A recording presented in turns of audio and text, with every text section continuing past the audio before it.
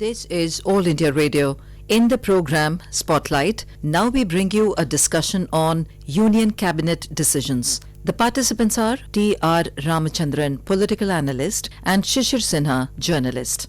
The Union Cabinet met under the chairmanship of Prime Minister Mr. Narendra Modi and took several important decisions. One of the major decisions is about the monetization of asset by NHAI, that's the National Highway Authority of India. How do you see this decision, sir? Well, I think it's a very important decision taken because I think the entire construction work was being very badly affected all over the country. And keeping that in mind and the very essence of speeding up the process of connecting the whole country through national highways, the entire effort has been to see that funds are made available so that the work continues uninterruptedly. This is not pertaining to just one sector alone. It has affected most areas of the economy. And the general feeling is that the government is going to come up with a number of decisions to give a pep to most of them to get them started and back on the rails. We'll have to wait and see how this really pans out. But most of these decisions announced in small installments has so far been welcomed. There has not been any criticism of it. And I believe, sir, road is one area or the construction is one area which has a multiplier effect. I mean, it is not just the road is being constructed. There are a number of other sectors or there are a number of other economic activities. They got highlighted by this particular decision. How do you see, especially if we talk about the employment opportunities in terms of when we talk about more and more road construction? I think the employment opportunities in this sector are quite phenomenal. And the kind of roads that are being constructed in the country's interior, there's no doubt it provides employment. But then if your handout to them is not on time, I think it creates problems. So connectivity by road, as you said, has several inputs, several advantages to it. Apart from just providing employment, it connects place A to place B. And by that, I think your general business activity also improves. And at the end of the day, it does give a very different approach to the whole area of development. So I think it's a big developmental fillip. And if that gets affected, it's a problem for the people, especially the poor. And sir, since this entire decision is going to promote Bharat Mala project where the investment is something around 5.35 lakh crore and government alone is not in a position to fund the entire money. They need support from the private investor. So how do you think that this is going to help more and more private investor as well as the foreign investor to come into this area? I think the private investors have already started showing interest. I mean, they had shown interest in the past, but in between there has been a lagging of interest because of various issues. I don't know how far the foreign investor is really interested in coming to India at this juncture. But I think if the economy does pick up in the next 6 months to a year, as expected now with all these new measures being taken to pep up the economy in terms of providing employment, pepping up developmental endeavors, setting up of industries and so on and so forth, I think the foreigners will look towards India. Unfortunately, we had a big opportunity when people who had invested, set up factories in China were moving out because of problems. And at that time, it was widely felt the situation in India was not as bad as it is today. It was widely felt that they should look towards India and India should make an effort to get them to India. But at the end of the day, I think some more decision needs to be taken in quick time so that the economy really gets a pep and we are not looking down at it that, we've reached a stage where probably coming out of this may take a while longer. So you mean acceleration of reform activities so that we can attract more and more these companies who want to shift from China to various other part of the world and they are going to the various other countries, they should come to India. The second major decision was about the partial credit guarantee fund for the non-banking financial companies and the housing financial companies. How do you see this decision? I think this was long overdue and many experts feel that this should have been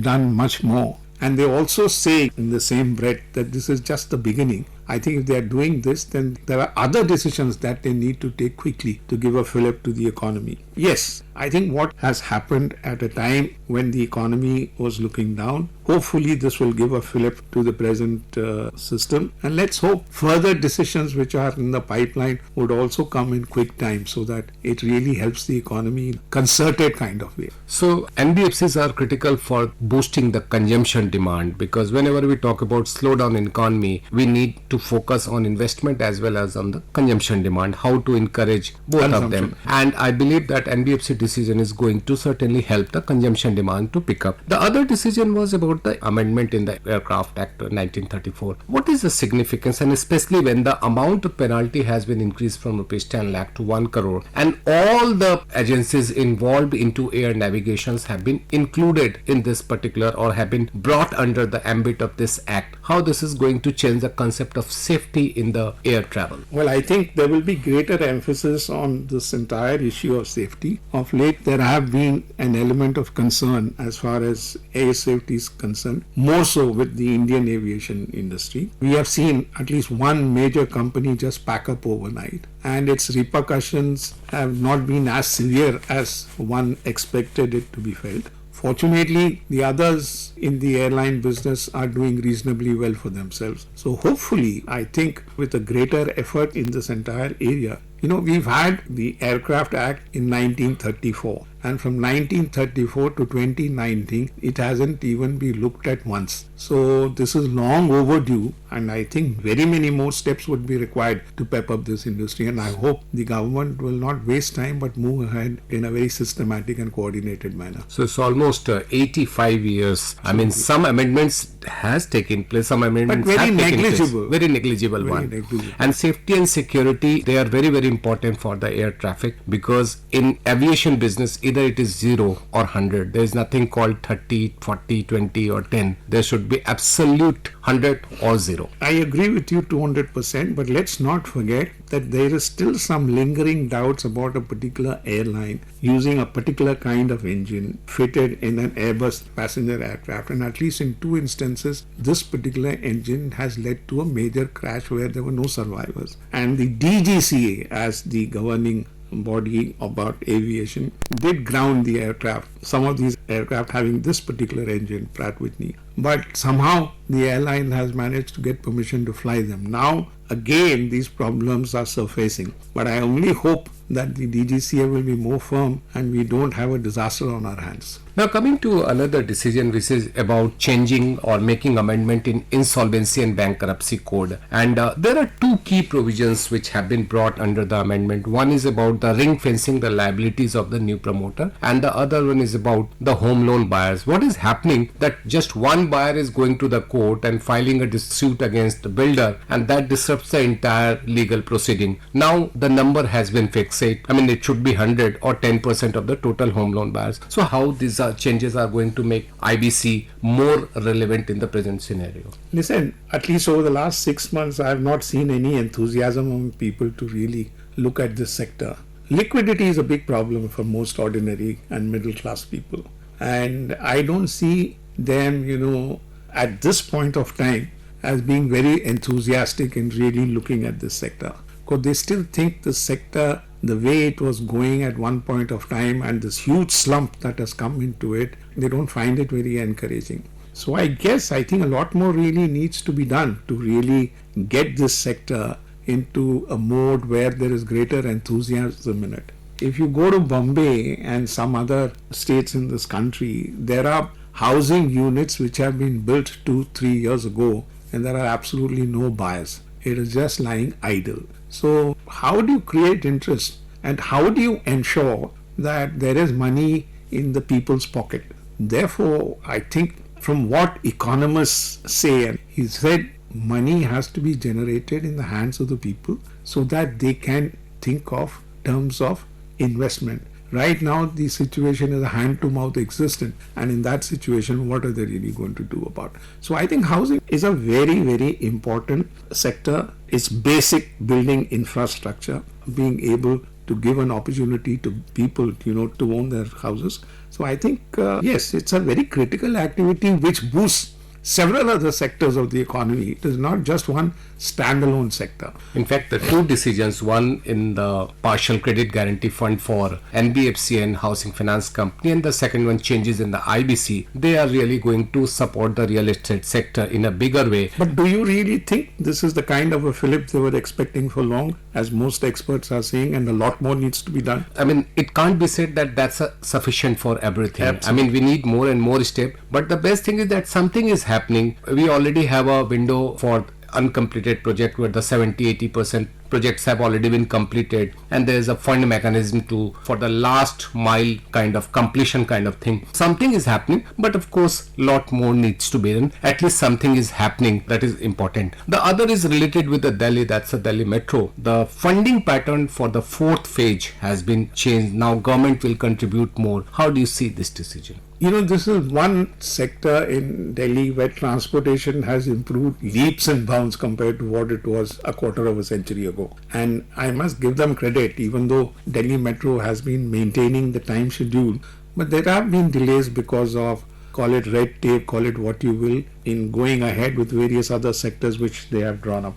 In this case, I think they are connecting sectors where connectivity hardly exists in the real sense. And therefore, it is a real boon. It will take another 2-3 years, but the connectivity within the national capital at this juncture, thanks to the metro, is quite phenomenal. To have a footfall of 5.5 to 6 lakh people on the metro daily is not a joke by any stretch of imagination. But I would also say that the railway board, in its wisdom, went in for broad gauge railway rather than meter gauge, where the metro is mostly in meter gauge in most countries all over the world, including England. But broad gauge has helped them in giving them a greater advantage that you carry more passengers, and these are wider trains, and it's very convenient. And prices, ticketing wise also, we are highly competitive compared to some of our neighbors, including Singapore.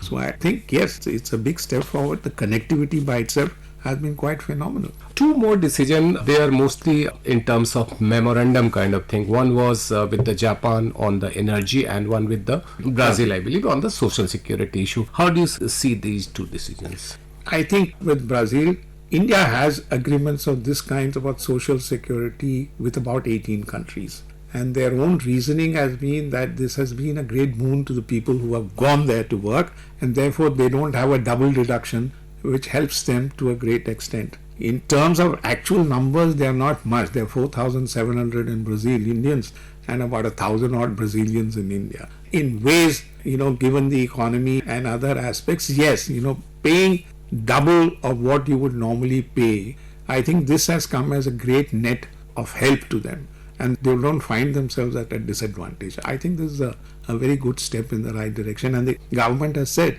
that it will go ahead with such an arrangement with as many countries as possible. And the second decision about this MOC, that's a Memorandum of Cooperation with Japan in the energy sector. How do you see that? I think it's a big step. This should have been taken a long time back. We need to save energy.